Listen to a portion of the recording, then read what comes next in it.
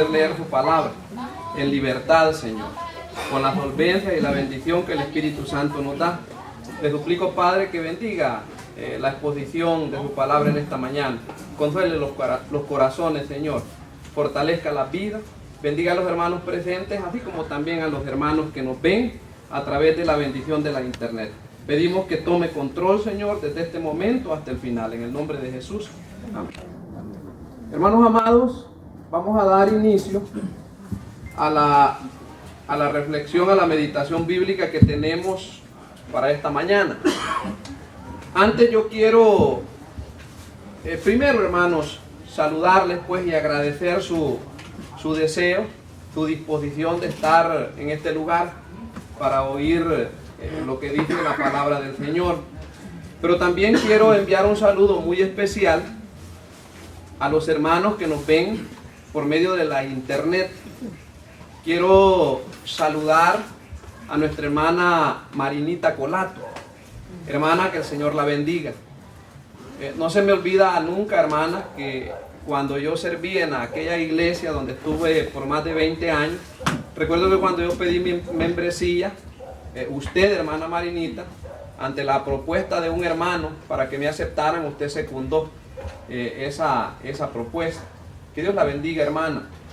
De la misma forma, un saludo para nuestra hermana Ana María de Ruiz y a toda la familia. Que Dios les bendiga, hermanos. Estamos aquí siguiendo hacia adelante, haciendo la obra del Señor. También un saludo para nuestro hermano José Luis Díaz y a su familia.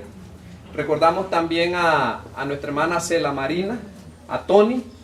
Que Dios le bendiga, hermano Tony, y a toda la familia, y así a todos los hermanos que nos ven a través de la bendición de la internet. Que el Señor les bendiga. En esta mañana, por supuesto, hermanos, un saludo para ustedes muy especial. Y en esta mañana vamos a terminar el estudio del capítulo 6 de la carta a los romanos. Hoy terminamos de estudiar el capítulo número 6.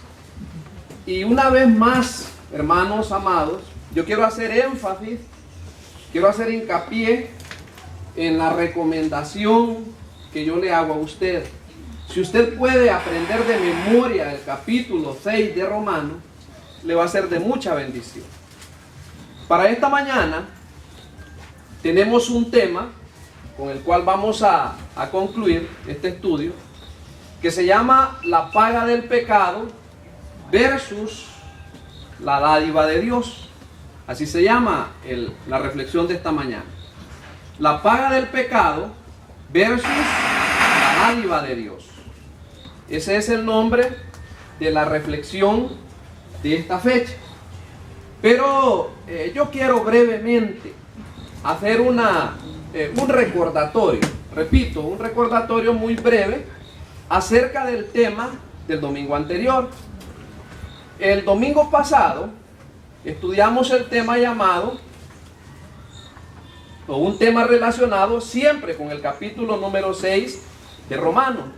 Pero el tema que tratamos el domingo se llama la respuesta obediente al Evangelio. Siempre ese subtema está dentro del tema general que se llama sirviendo a Cristo bajo la gracia. El domingo anterior leímos los versículos 17 al 19 del capítulo 6 de Romanos. Y repito, consideramos ese tema específico, digamos, la respuesta obediente al Evangelio. Y básicamente, hermanos, quizás lo fundamental de la exposición del domingo estuvo basada en una pregunta. ¿Y cuál es la pregunta? ¿Cuál es la respuesta obediente al Evangelio? Bueno, dijimos, en base a lo que dice el capítulo 6 de Romanos, específicamente el versículo 17, dice que la respuesta al Evangelio, o ante la pregunta ¿cómo se obedece al Evangelio?, la respuesta es sencilla, creyéndolo. Yo recuerdo que usamos un pasaje siempre de Romanos en el capítulo número 10, en donde ahí se nos dice de una manera sencilla, de una manera clara, que hay que creer al Evangelio. Pero también usamos como un pasaje que nos ayudase a explicar esa pregunta sobre cómo se obedece al Evangelio, usamos el clásico pasaje de Hechos, capítulo número 16, en donde preguntó el carcelero que qué debo hacer para ser salvo. ¿Cuál fue la respuesta de los siervos del Señor? Cree en el Señor Jesucristo y serás salvo tú y toda tu casa. ¿Qué nos enseña eso? Que al Evangelio de Jesucristo se obedece creyéndolo. Entre otras cosas, hermanos, ahondamos un poco en lo que dice siempre la segunda parte del versículo número 17. Porque en el versículo número 17 dice: habéis obedecido de corazón a aquella forma de doctrina. Y explicábamos de que forma ahí se refiere a un molde o a un modelo. Entonces, básicamente dijimos, el Evangelio es como un molde o el modelo en base a cual el creyente tiene que forjar su vida para honrar al Señor. Y finalmente comentamos también el capítulo número 12 de la epístola a los Romanos, un pasaje muy lindo en donde el apóstol Pablo nos hace ver de que el creyente no debería o no debe conformarse a este siglo. Entonces, hermanos, básicamente eso es lo más fuerte, digamos, lo principal de la meditación del domingo anterior. Pero en estos momentos, hermanos, vamos a pasar, como ya lo advertimos, a la conclusión del estudio del capítulo número 6 de Romanos. Y en esta mañana, hermanos, yo quiero suplicarles que abramos nuestra Biblia en ese pasaje, en el capítulo 6 de Romanos. Vamos a considerar los versículos del 20 hasta el número 23. Y de esa forma finalizamos el pasaje, el capítulo, y lo vamos a hacer con el subtema que se llama la paga del pecado versus la dádiva de Dios. Les suplico, hermanos, que leamos los versículos 20 hasta el número 23. Dice así Romanos capítulo número 6, versículo 20. Porque cuando erais esclavos del pecado, erais libres acerca de la justicia.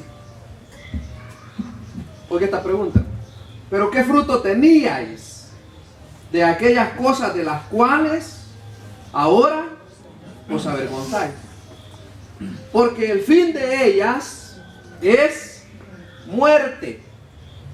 Mas ahora que habéis sido libertados del pecado y hechos siervos de Dios, tenéis por vuestro fruto la santificación y como fin la vida eterna. Versículo 23.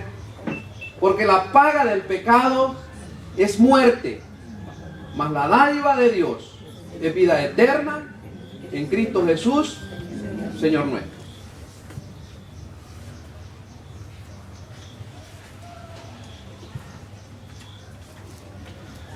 Hermanos amados, el tema de la reflexión de esta mañana está inspirado en el versículo número 23, que es el versículo con el que concluimos el estudio de Romanos capítulo número 6.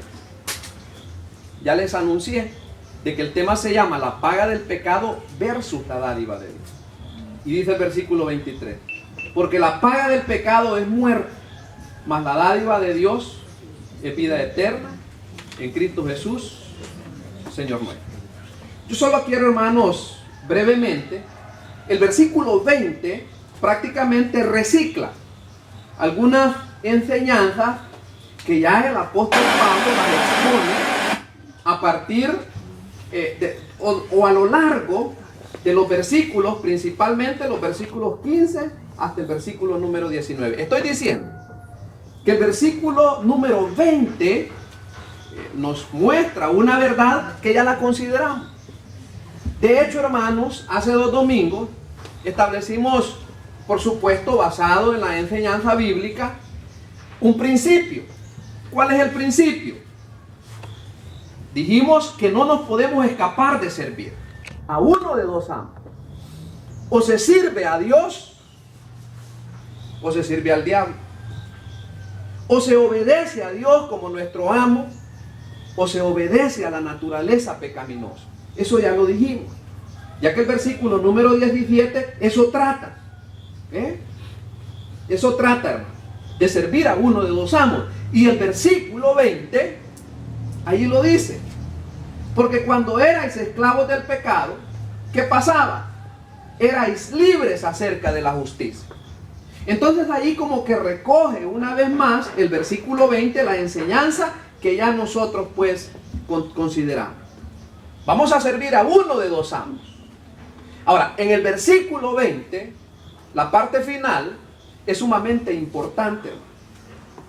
Porque dice, leyendo todo el versículo, porque cuando erais esclavos del pecado, bueno, dice el versículo 20, erais libres acerca de la justicia.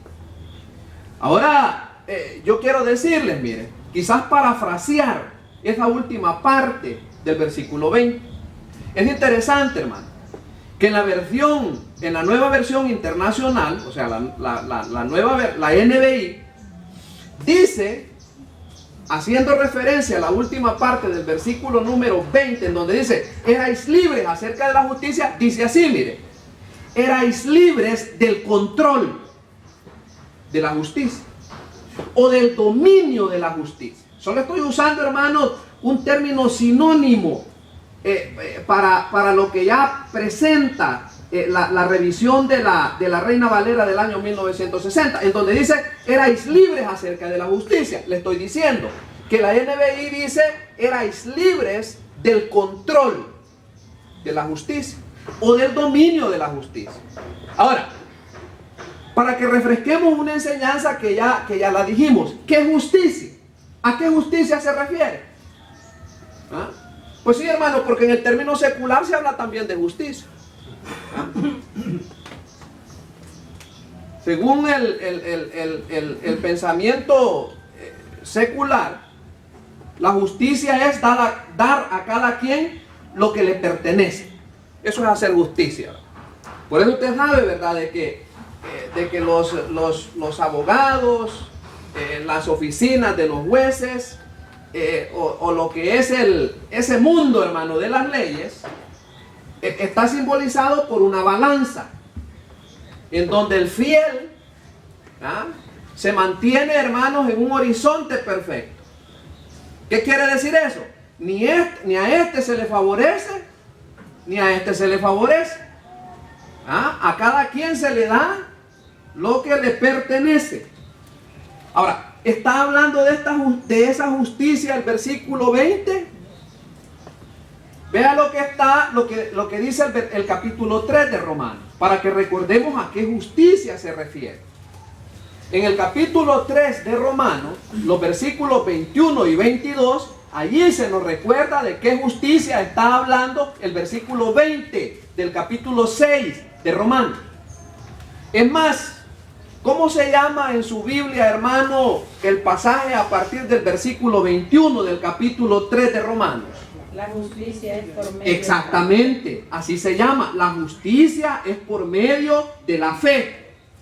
A la par, yo tengo que se llama la justicia a través de la fe, que básicamente es lo mismo. Ahora, ¿a qué justicia se refiere el versículo 20?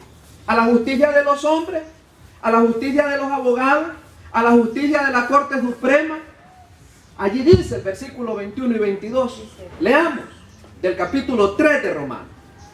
Pero ahora, aparte de la ley, estoy leyendo el capítulo 3, versículo 21, para recordar a qué justicia el apóstol Pablo está comentando el versículo 20 del capítulo 6. Pero ahora, dice, aparte de la ley, se ha manifestado. ¿Qué se ha manifestado? La justicia. La justicia de Dios. Exacto. La justicia de Dios. ¿Y quién anunció la justicia de Dios? Allí está. Testificada, dice, por la ley y por los profetas. Pero el versículo 22 es más enriquecedor. ¿Qué dice el versículo 22 sobre la justicia de Dios? La justicia de Dios ¿Cómo dice que recibimos esa justicia de Dios? Por medio de la fe. ¿En quién? En Jesucristo. Pero es posible a través de qué, hermano. Allí está después de la coma. Para todos los que creen en Él. Ahí está. A esa justicia, hermanos lindos, se refiere el capítulo 6 y el versículo 20 de Romanos. ¿Verdad? A esa justicia. Hermanos, quiero recordarles esto. Yo no soy justo, ni ningún creyente. ¿Sabe qué es lo que ha pasado? Que Dios nos ha declarado justos. Eso ya lo dijimos. Dios nos ha imputado la justicia que nosotros no la hemos ganado. No, Dios quiso. Como yo creí en Cristo, como yo puse mi fe en Cristo y me identifico con Cristo, Dios quiso, a través de mi declaración de fe, imputarme la justicia de Cristo. E hizo lo contrario. A Cristo le imputó mi pecado. Eso es lo que Dios hizo. ¿Soy justo yo? No. He sido declarado justo. Que es diferente. ¿Verdad? Ahora, de esa justicia habla el versículo 20 del capítulo 6 de Romanos. Ahora, hermanos, yo quiero que en esta mañana, y les quiero suplicar que nos concentremos en lo que vamos a decir, lo que vamos a leer. Yo quiero hablar brevemente acerca de las consecuencias de nuestra esclavitud pasada, cuando éramos esclavos del pecado. Vamos a hablar un poco acerca de las consecuencias de nuestra esclavitud pasada, porque resulta que el versículo 21 dice así, mire hermano. ¿Cómo dice el versículo 21? Mire la pregunta. ¿Pero qué fruto teníais? Oiga, ¿qué fruto teníais? Yo puedo usar, hermano, un sinónimo para la palabra fruto. Y puedo usar, en lugar de fruto, beneficio. La pregunta es, ¿pero qué beneficio teníais de aquellas cosas de las cuales ahora os avergonzáis? Mira, hermano, de aquellas cosas, dice, de las cuales ahora os avergonzáis. Y mire cómo sigue después de cuando cierra ahí el signo de interrogación.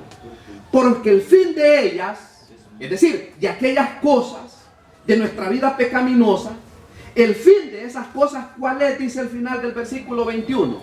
Es muerte. Correcto. Es muerte. Mire qué lindo, hermano. Si leemos con detenimiento el versículo número 21, el versículo 21 plantea tres situaciones.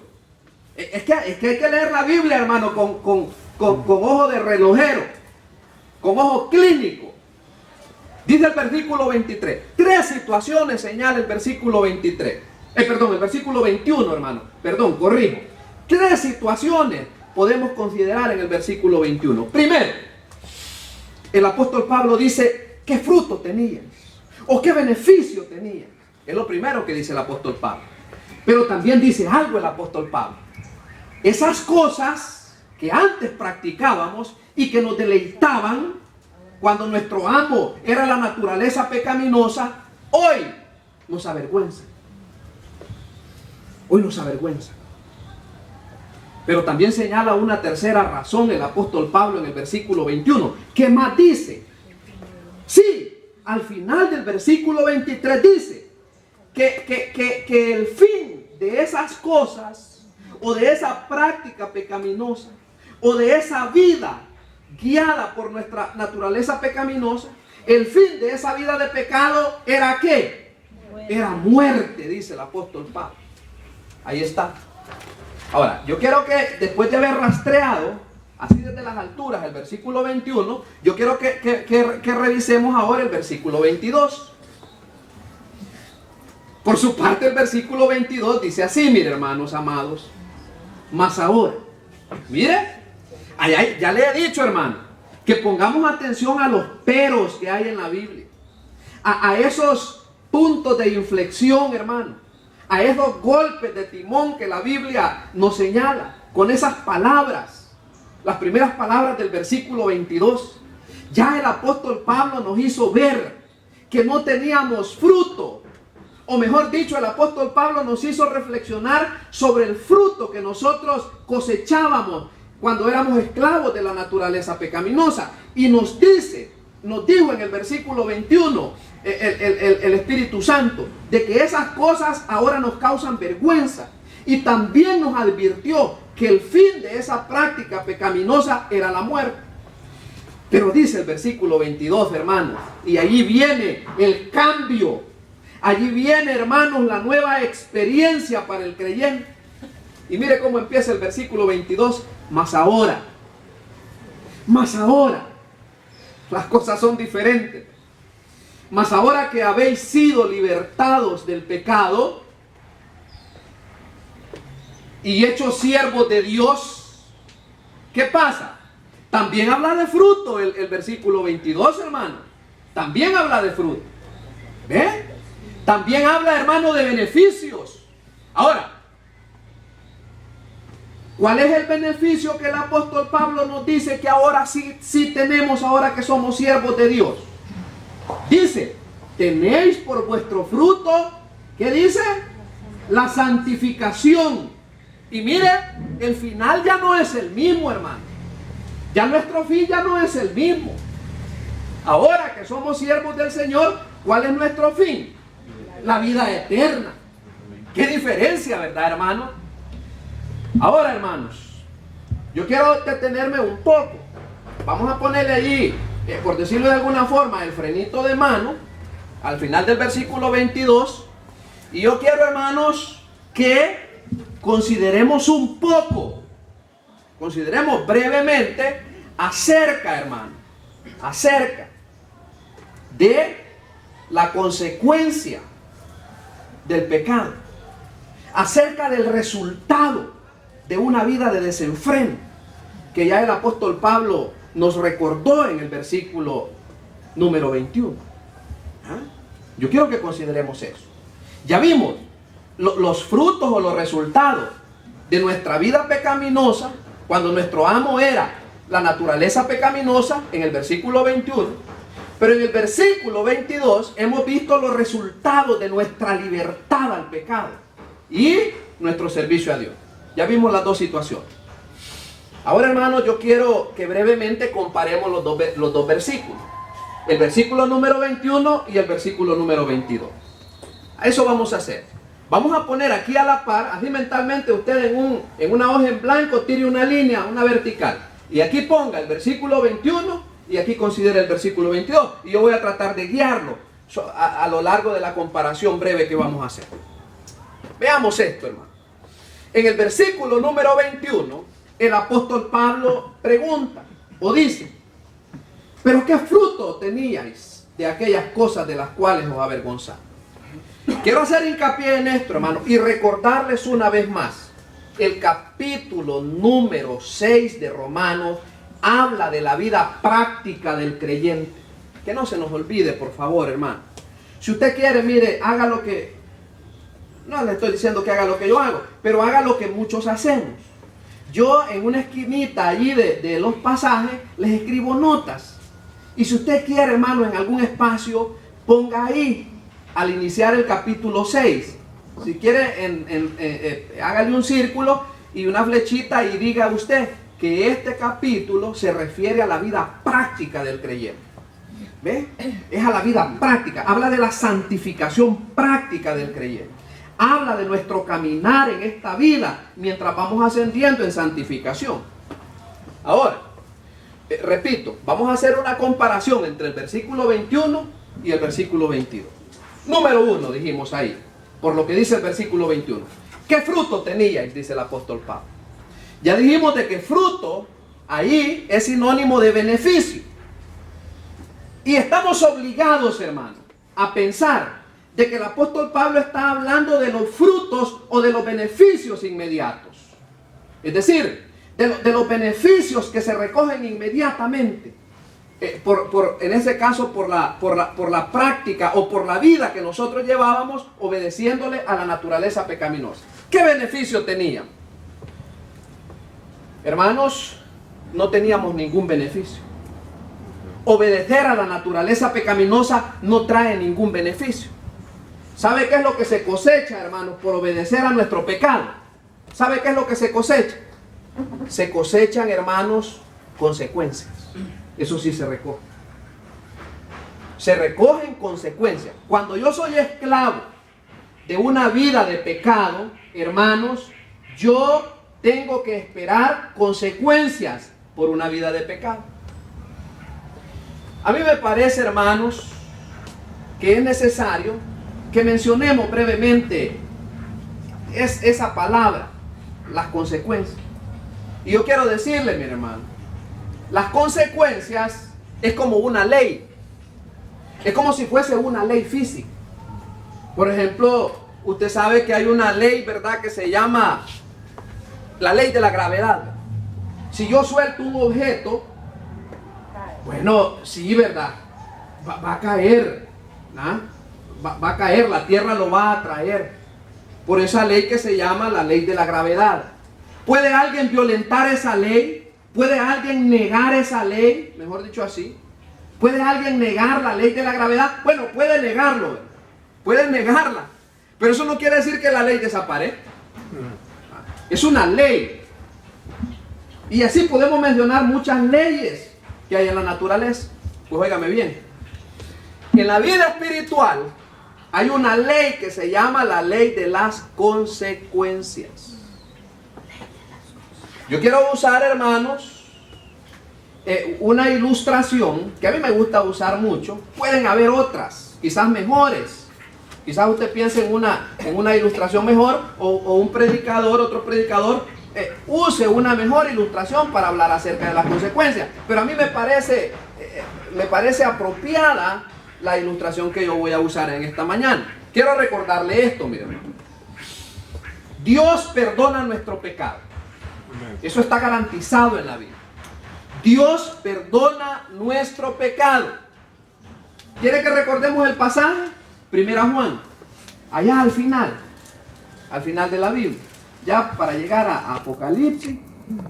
Si retrocedemos, después de Apocalipsis nos encontramos con Judas, la tercera epístola de Juan, segunda, y llegamos a la primera epístola del apóstol Juan. ¿Qué dice la primera epístola del apóstol Juan en el capítulo número 1? Y el versículo número 8, para que empaquetemos bien toda la idea. El versículo pertinente es el versículo 9, pero para que le demos ahí contexto apropiado, veamos desde el versículo 8. ¿Qué dice con relación al perdón de los pecados de los creyentes? Si decimos que no tenemos pecado, ¿qué dice, hermano? Nos engañamos a nosotros mismos. Y la verdad no está en nosotros. Versículo 9. Este es el versículo que nos interesa más. Si confesamos nuestros pecados, ¿qué hace Dios? Dice la Biblia. Él es fiel y justo para perdonar nuestros pecados y limpiarnos de toda maldad. Ahí está, hermano. Dice que Él es fiel y justo para perdonarnos. Entonces, ¿qué es lo que tiene que hacer un creyente que peca en contra de Dios? Confesar su pecado. Repito, hermano, repito. ¿Qué tiene que hacer un creyente que ha pecado, que ha ofendido al Señor? Confesar su pecado. Eso es lo que tenemos que hacer. Ahora, óigame bien. Sí, cuando confesamos nuestro pecado, Dios nos perdona. Pero, bueno, yo tengo que mencionar este pero. Hay consecuencias. De eso no nos podemos ir. Y como yo le advertí, hermanos, a mí me encanta leer un pasaje y reflexionar sobre esta verdad. Un pasaje que se encuentra en el segundo libro de Samuel. Yo le voy a suplicar en el nombre del Señor que por favor lo abra, hermano, porque a lo mejor usted quiera señalar alguna verdad de ese pasaje. Del capítulo número 12 del segundo libro de Samuel. Y vamos a ver qué nos puede enseñar el rey David con relación a la consecuencia del pecado. Que eso es lo que estamos considerando en este momento. Dios perdona nuestro pecado, pero la consecuencia la hemos de sentir. Y para eso vamos a usar el ejemplo del rey David. Hermanos, el pasaje es amplio y nos tomaría mucho tiempo leer todo el pasaje. Lo saludable para la mejor comprensión sería leer desde el capítulo 11. Yo les duplico y les recomiendo en el nombre del Señor que si usted quiere en la casa, lea el capítulo 11. Allí va a ver usted cuál fue el pecado del rey David en el capítulo 11, que es aquella ocasión cuando dice que el rey vio a una mujer que se estaba bañando y la codició y la mandó a traer. Y dice que el rey David, no era el rey, era el rey, mandó a traer a aquella mujer y se acostó con él. Pero yo solo quiero que leamos el final del versículo 27 del capítulo 11. ¿Cuál fue la actitud de Dios ante el proceder del rey? ¿Qué dice el final del versículo 27 del capítulo 11 del segundo libro de Samuel? ¿Qué pensó Dios? Mas esto, dice, que David había hecho fue desagradable ante los ojos de Jehová. Allí está. Sí, estoy diciendo, el último versículo, hermanos, del capítulo 11 del segundo libro de Samuel. Ahí leí. Dice ahí que lo que David hizo con aquella mujer fue desagradable ante los ojos de Jehová. A raíz de eso, o para hacerle ver la culpa a David, Dios mandó a un profeta, que allí está en el capítulo 2. ¿Cómo se llama el profeta que Dios mandó para amonestar a David? Natán. Se llama Natán. Y dice ahí que Natán llegó para amonestar a David. Le presento el caso, hermanos, por medio de podría ser esto una parábola, ¿verdad? Y David, cuando oye el contenido de la parábola, David dice que se enojó. Mire cómo reaccionó David en el versículo 5 del capítulo 2. Entonces dice, se encendió el furor de David en gran manera contra aquel hombre. Y dijo a Natán, vive Jehová, que el que tal hizo, este rey David sí que él mismo firmó su sentencia de muerte. Él mismo, hermano, declaró el veredicto. Dice, vive Jehová, que el que tal hizo, merece la muerte. ¿Y qué más? Y debe pagar la cordera con 4 tantos porque hizo tal cosa y no tuvo misericordia. Y el versículo 7, hermano, es tremendo, porque le dice Natán. Entonces dijo Natán a David, tú eres aquel hombre. Tremendo. Ahora bien, hermano, David tuvo que ver la consecuencia del pecado. Pero yo pregunto una vez más, ¿perdonó Dios el pecado de David? Sí, hermanos amados. Y óigame, levante la cabeza un ratito, óigame bien. David fue homicida, porque fue el autor intelectual, hermano, de aquel asesinato. Hermano, un pecado grosero, hermano, un pecado grosero. Un homicida, hermano, y no solamente fue un homicida, sino que también un adúltero homicida. Quiero recordarle esto, mira, la gracia de Dios es incomprensible. Es incomprensible. ¿Perdona a Dios a un adúltero homicida? Sí.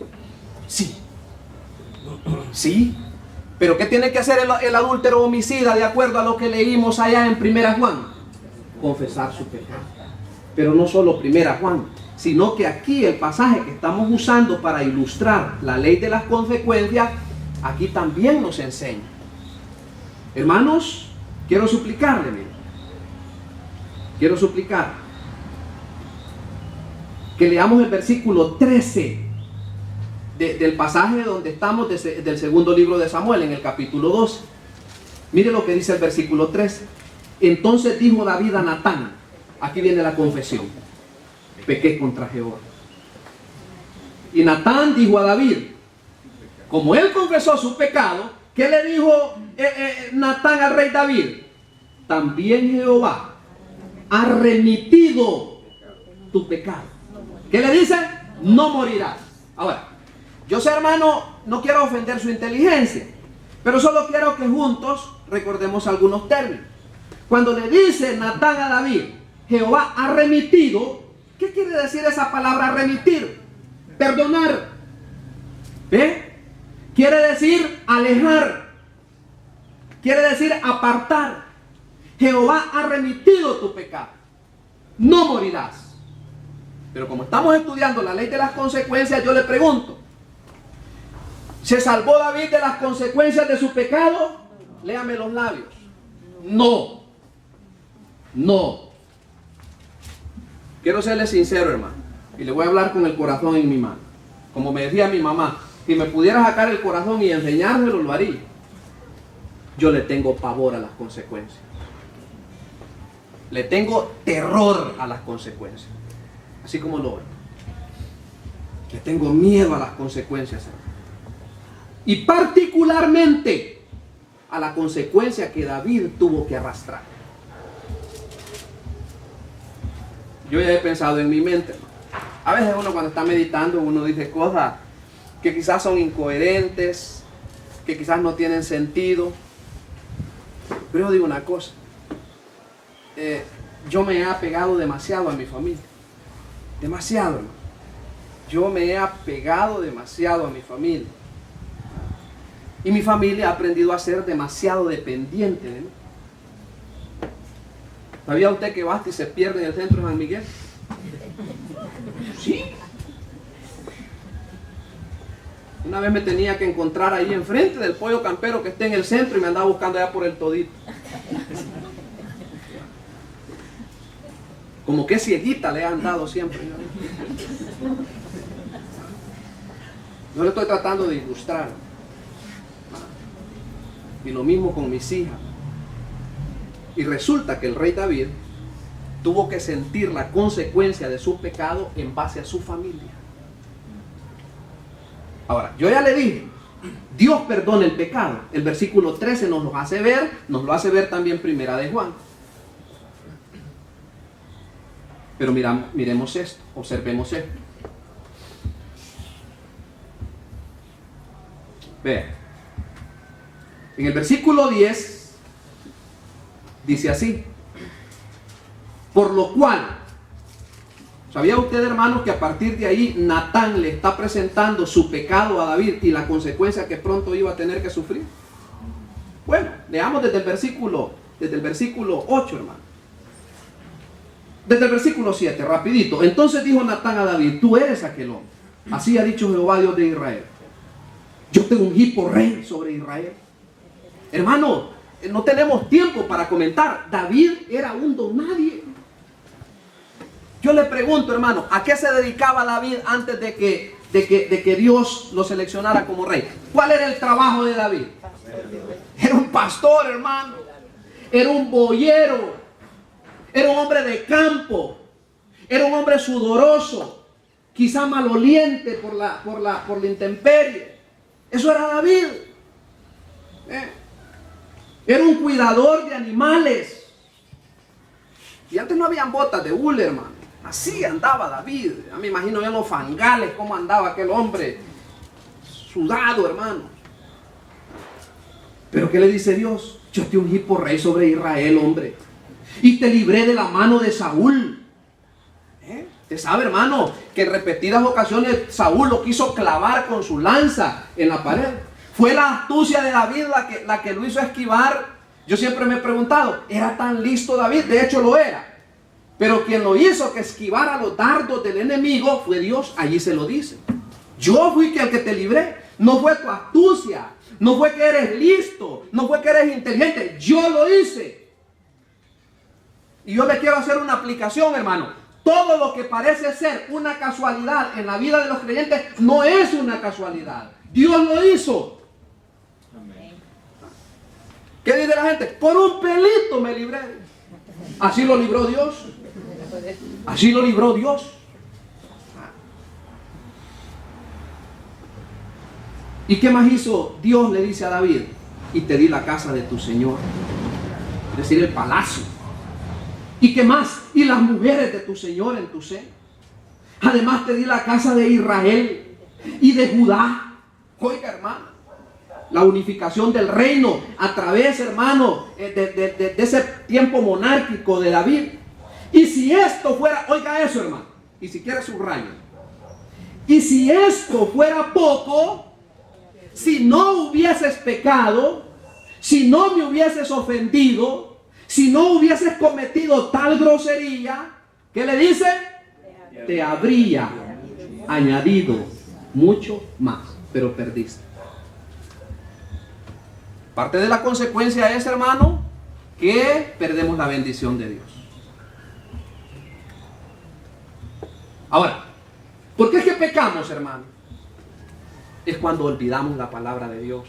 ¿Por qué yo insisto tanto que la iglesia bíblica del Faro tiene que hacer honor a su nombre y tiene que conocer, tiene que memorizar, tiene que meditar la palabra de Dios? La iglesia bíblica, el Faro, tiene que hacer honor a su nombre.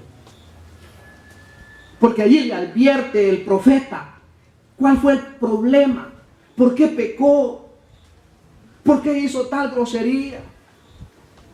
¿Por qué urdió un plan siniestro para matar a Urías, a aquel hombre? ¿Por qué? ¿Qué fue lo que falló? ¿En dónde estuvo el momento de esa laguna de olvido de David? ¿Qué pasó? ¿En dónde estuvo el descuido? El versículo 9 lo presenta al principio. ¿Por qué pues tuviste en poco la palabra de Jehová, haciendo lo malo delante de sus ojos? A Urías Heteo heriste a espada y tomaste por mujer a su mujer, y a él lo mataste con la espada de los hijos de Amón. Pero allí está lo que le pasó a David. Se le olvidó que la Biblia decía: no matarás, no cometerás adulterio. Se le olvidó. ¿Se da cuenta que tenemos que recordar y aprender la palabra de Dios, hermanos? Es que esto no es arte de magia, hermanos. Y desde allí, hermanos, viene la consecuencia. Versículo 10. Por lo cual, es decir, por tanto. Por eso le he dicho, tengamos cuidado con esas palabras, por tanto, porque ahora. Por lo cual ahora. Ahí viene la sentencia o el veredicto. 1. No se apartará jamás de tu casa la espada. Ahora, ¿cumplió Dios eso? Ahí en el versículo, en el capítulo 13 lo podemos ver. Dice la Biblia que uno de los hijos de David, llamado Amnón, se obsesionó con una, o se infatuó con una de sus medio hijas, llamada Tamar. Y Absalón, el otro hijo de David, se vengó, urdió un plan para vengarse. ¿Y qué hizo en contra de Amnón, un hijo de David? Lo mató. ¿Sabe cuántos años estuvo ese muchacho planeando la venganza? Absalón, 2 años.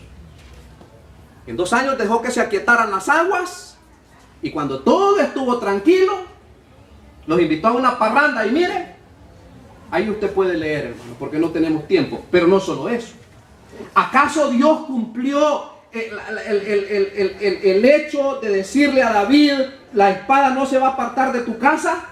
¿Qué le pasó a Absalón cuando se sublevó en contra de su mismo padre? ¿Se acuerda usted de Absalón? Sí.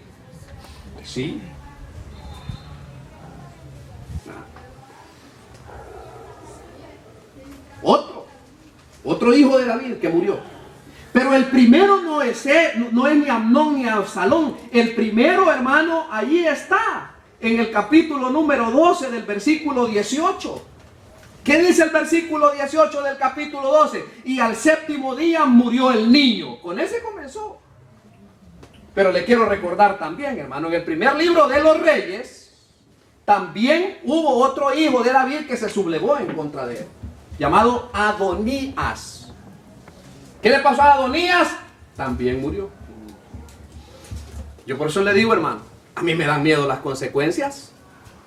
A mí me dan miedo las consecuencias. Le dijo Dios a David: jamás de tu casa, dice, se apartará la espada, por cuanto me menospreciaste y tomaste la mujer de Urías Heteo para que fuese tu mujer. Es interesante, hermano. que cuando le dice por medio del profeta Dios a David, por cuanto me menospreciaste, ya en el versículo 9 le había dicho por qué tuviste en poco la palabra. Hermanos amados, cuando nosotros tenemos en poco la palabra de Dios, menospreciamos al Dios de esta palabra. Eso es.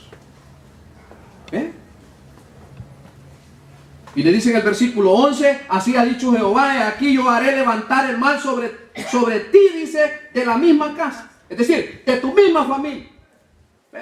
Y tomaré las mujeres delante de tus ojos y las daré a tu prójimo, el cual yacerá con tus mujeres a la vista del sol. ¿Y sabe qué? ¿Sabe cómo cumplió Dios esa sentencia? Ahí está en el capítulo 16 y el versículo 21. El mismo Absalón, el hijito de David, se acostó con sus mujeres concubinas. En el día, como dice el pasaje. ¿Verdad? Ahora, pero yo quiero adelantarme un poquito. Versículo 14 del pasaje que estamos rastreando, hermanos, para ilustrar esto de las consecuencias. En el versículo 14 dice: mas por cuanto con este asunto hiciste blasfemar a los enemigos de Jehová, aquí va, el hijo que te ha nacido ciertamente morirá. Hermanos, David atrajo sobre sí una culpa que arropó a su familia. Yo le pregunto, hermano, ¿acaso cuando nosotros pecamos, el primer sector afectado por nuestro pecado, acaso no es la familia, hermano? No me extrañaría, hermanos amados, no me extrañaría que un hermano creyente me dijera o comentara: hermano, en mi vida sin Dios yo cometí pecado y todavía estoy sufriendo la consecuencia de mi pecado. No me extrañaría. David durante el resto de su vida arrastró la consecuencia de su pecado. Yo por eso le dije, a mí me aflige la consecuencia del pecado. A mí me da pavor. Es bien dramático, hermano, si yo le suplico que usted medite este pasaje completito en su casa, el capítulo 12 del segundo libro de Samuel. Resulta que cuando Dios determinó que el niño se iba a morir, la Biblia dice en el versículo 15, y Natán se volvió a su casa. ¿Y qué pasó con el niño? Y Jehová hirió al niño. ¿Le pegó algún machetazo con una espada? No. Allí está la explicación en qué consiste cómo Dios hirió al niño. Sí, dice ahí, mire. Dice, hirió al niño que la mujer de Urías había dado a David. Usted recuerda que de aquella relación pecaminosa, Betsabé quedó embarazada. Aquí está el niño. ¿Ve? Ahora, ¿qué pasó con ese niño? Enfermó gravemente. Yo no sé cuántos años tenía, hermano. La Biblia no lo dice. Yo no sé si el niño tenía 5 o 6 años. Yo no sé si era la mejor edad. Ya David había visto quizá al niño dar pasitos, lo había visto que se caía en su pipí, yo no sé, hermano, pero ya David había visto al niño, ya David se había enamorado de aquel niño. ¿Y cómo es el corazón del creyente, hermano? Que hasta de las mascotas nos apegamos nosotros. Ya no digamos de nuestros seres queridos, hermano. Pero mire, vea, hermano, yo cuando leo este drama, a mí se me enchina la piel. Dice, y enfermó gravemente. Versículo 16. Entonces David rogó a Dios por el niño. Y no solamente rogó, ¿qué más dice? Y ayunó David. ¿Y qué más hizo? Entró y pasó la noche acostado. ¿En qué dice? En tierra. ¿Qué quería David? Mover la misericordia de Dios. Yo ya me imagino a David, hermano. A mí me ha pasado. Yo me he levantado con mi frente tierrosa, hermano, de clamarle al rey, hermano. El rey se quitó su capa, se quitó su púrpura, se quitó la corona, se quitó su sandalia, se entró a ese cuarto. Yo no sé qué cuarto era, porque su alcoba no era. Yo no creo que la alcoba real haya sido de tierra. Yo no sé dónde entró, quizás a la bodega del palacio, yo no sé, ¿verdad? Pero se entierró, se revolcó, como que era un animal desesperado, hermano. Pero dice el versículo 17. Y se levantaron los ancianos de su casa. Claro, se estremecieron al ver al rey en aquella condición. Y fueron a él para hacerlo levantar de la tierra. ¿Y qué hizo David? Mas él no quiso, ni comió con ellos pan. Versículo 18. Tremendo, hermano. ¿Ya le ha pasado a usted, hermanos, que cuando nuestros niños han estado en el hospital y nos dice el pediatra, mire, vamos a esperar 6 días, a ver cómo evoluciona? ¿Ah? Ya está con su medicina, ya en el suero le estamos poniendo su antibiótico, ya le hicimos el examen, ya vimos, esperemos. Yo le he contado, hermano, que cuando Jerusalén nació, toda la noche yo estuve con mi frente pegada a un vidrio así, porque la niña ahí se veía en una maquinita de esas que les ponen para que respiren los niños. Y yo toda la noche, hermano, miré a aquella niña, aquel 1 de agosto, y viendo a aquella niña y sufriendo y llorando, y yo veía que aquel pedacito de carne no se movía, hermano. Y lo que uno espera en ese momento es que el doctor le diga a uno, no se preocupe, fulano, la medicina va haciendo su... Y uno, ¿verdad? Como que recobre el espíritu, ¿verdad? ¿Le pasó eso a David? No. Quizás David al segundo día preguntó cómo estaba, al tercer día preguntó cómo estaba, al cuarto día cómo estaba. ¿Y qué pasó al séptimo día, hermanos? Versículo 18 al principio. Y al séptimo día murió el niño. Es interesante la reacción del rey David, hermano, porque nos da una lección como creyentes. Ahora, yo entiendo, hermanos, a los siervos de David, porque ahí en el versículo 18 vemos a aquellos hombres sorprendidos, y temían los siervos de David hacerle saber que el niño había muerto, diciendo entre sí, cuando el niño aún vivía, le hablábamos y no quería oír nuestra voz.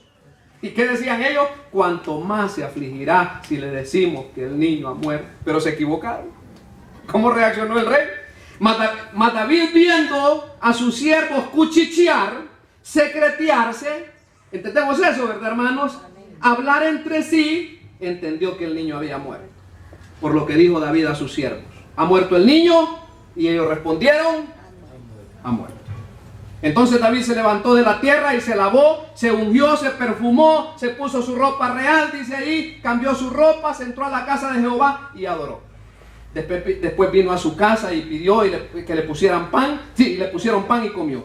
Y le dijeron sus siervos, ¿qué es esto que has hecho? Porque el niño aún viviendo aún, ayunabas y llorabas, y muerto él, te levantaste y comiste pan. Y él respondió, viviendo aún el niño, yo ayunaba y lloraba diciendo, ¿quién sabe si Dios tendrá compasión de mí y vivirá el niño? ¿Se da cuenta cuando yo le dije, hermano, que quería mover la misericordia de Dios? Aquí nos lo aclara. Mas ahora que ha muerto, ¿para qué he de ayunar? ¿Podré yo hacerle volver? Aquí se establece un principio para los creyentes, hermano.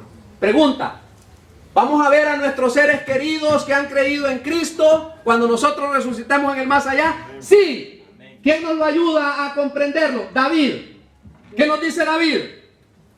Yo voy a él, mas él no volverá a mí. Mis seres queridos en la eternidad, allá me esperan. Ahí lo dice David. Hermanos, a mí me afligen las consecuencias del pecado.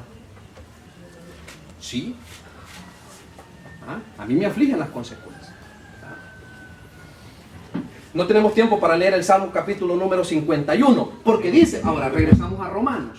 Romanos en el capítulo 6, que es nuestro pasaje, y el versículo 21, al final dice, de aquellas cosas de las cuales ahora os avergonzáis. Ahora, yo le pregunto, ¿cree usted que David estaba avergonzado por su pecado? Sí. En el capítulo 51, que es un salmo producto del pecado de David, cuando él confesó, allí se ve el espíritu contrito y humillado de David. Estaba avergonzado. Ahora, y el versículo 21 nos dice, ¿cuál es el fin de nuestra vida de pecado, hermano? ¿O cuál es el fin de la vida de pecado? Allí lo dice al final del versículo 21. Dice, el fin de ellas es muerte. ¿Lo vimos en el caso de David? Sí, se le murió el niño. Y dice la Biblia que si David no se hubiese arrepentido, hubiera muerto en su pecado. Porque le dijo Natán, Jehová te ha redimido el pecado, no morirás. Ya hemos explicado, hermanos, que ahí están podemos ver la muerte en dos rostros de la muerte. La muerte física, que es cuando se separa el cuerpo del alma, y la muerte espiritual. Cuando el hombre, por no creer en Cristo, se separa eternamente de la presencia del Señor. Allí tendríamos que estudiar una vez más el pasaje para poder aterrizar de qué tipo de muerte le estaba hablando Natán. Pero bien, vayamos concluyendo, hermano. Dice el versículo 21, el fin de ellas es muerte. Pero como estamos comparando el 21 con el 22, ¿qué dice en el 22, hermano? ¿Qué pasa para los creyentes? Dice en el versículo 22, mas ahora que habéis sido libertados del pecado y hechos siervos de Dios, ¿qué tenemos como fruto? La santificación, hermanos. Somos santificados como fruto, hermanos, de nuestra vida en obediencia. ¿Y cuál es nuestro fin? La vida eterna, hermanos. La vida eterna en la presencia del Señor. La vida que nunca perece. La vida que nunca termina. Y yo finalizo con el versículo número 23. Fíjese, hermano. Concéntrese en esta parte. Yo oigo yo no quiero criticar a nadie, hermano. Solo quiero ilustrar. A mí no me gusta eso de andar hablando mal de los predicadores, ni andar criticando. Pero quiero decirle, hay un pastor que yo con mucha frecuencia lo escuchaba decir: Dios paga bien. Dios paga bien. Ese hombre está prosperado. Hombre, si ese hombre maneja un ministerio, hermano, sorprendente. Y él las dirige. Dios paga bien. Dios paga bien. Error. Perdón, yo no creo, hermano. La Biblia dice: porque por gracia sois salvos. ¿Hacemos algo nosotros para Dios? ¿Trabajamos nosotros para Dios? Porque por gracia sois salvos. ¿Sabe quién dice el versículo 23 que sí paga mal? Mire, pensemos en el versículo 23 por 2 minutos, hermano. Porque la paga. Mire, subraye la palabra si usted quiere. Porque la paga. Porque la paga, dice. En la versión NBI dice, es una palabra que quiere decir la remuneración. Porque la remuneración de ¿quién dice? Del pecado es muerte. El pecado sí paga con muerte, hermano. ¿Cuál es el resultado de una vida de pecado? La muerte. Y oiga bien esto, hermano. Oiga bien esto.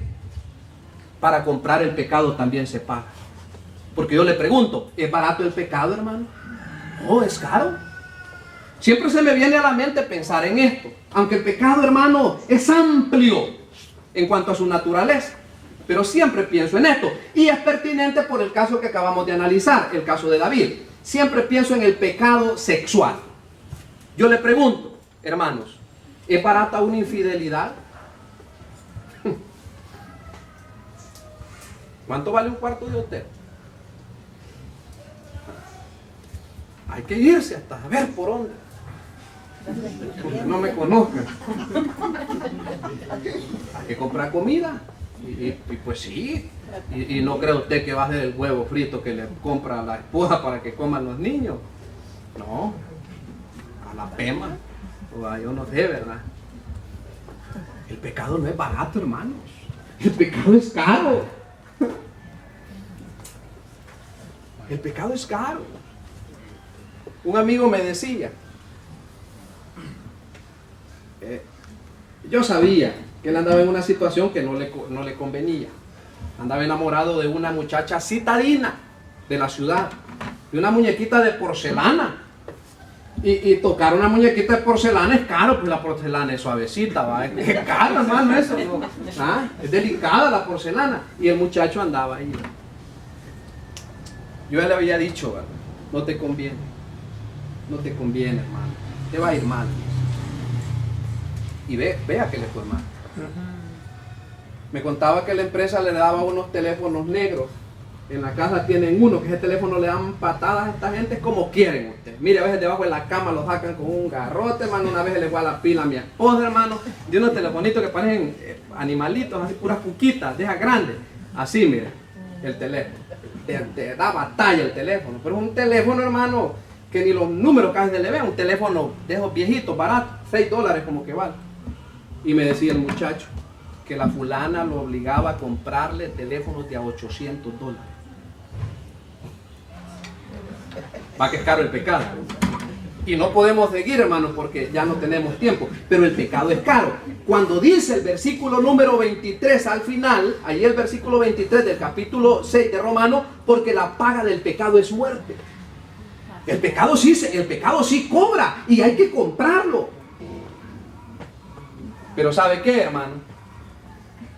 Dios no paga, porque lo da de gracia. ¿Qué dice después de la coma? Mas la dádiva. Dádiva es don, es regalo. Dios nos da. Dios Él misericordiosamente nos extiende su gracia. Es que, hermano, Dios da y es incomprensiblemente dadivoso. Porque Dios da de gracia. No hacemos nada. Y lo podemos ilustrar con Romanos capítulo número 4 y el versículo 4, que allí está al otro lado. Pero al que obra, dice, no se le cuente el salario como gracia, sino como deuda. Mas el que no obra, sino cree en aquel que justifica al impío, su fe le es contada por su justicia. Eso somos nosotros. Conclusión, hermano. Como esclavos, pagábamos por el pecado. Y pagábamos finalmente, íbamos destinados a pagar con nuestra muerte eterna. ¿Ah? Allí sí equivale decir, cavábamos nuestra propia tumba. Pero al haber creído en Cristo y ser siervos de la justicia, no hacemos obra alguna por el sublime regalo de la vida eterna. Gracias a Dios, hermanos, porque en Cristo tenemos la bendición de la vida eterna. Amén, hermanos. Amén. Quiero, como siempre, preguntar si entre los creyentes, es decir, si entre los hermanos hay alguien que nunca ha puesto su fe en Cristo. Le invito para que esta mañana usted deposite su fe en Cristo. ¿Habrá alguien que quiere confiar en Cristo en esta mañana como su único y suficiente Salvador, que quiere poner su fe en Cristo? Le invito para que en esta mañana usted tome la decisión de poner su fe en Cristo. Berenice, ¿va a creer en Cristo? Pase adelante, mi niña. Vamos a orar por usted. Vamos a pedirle al Señor que la bendiga, que la ayude, que la fortalezca. Gracias a Dios por la vida de Berenice. Si hubiese algún otro hermano, alguna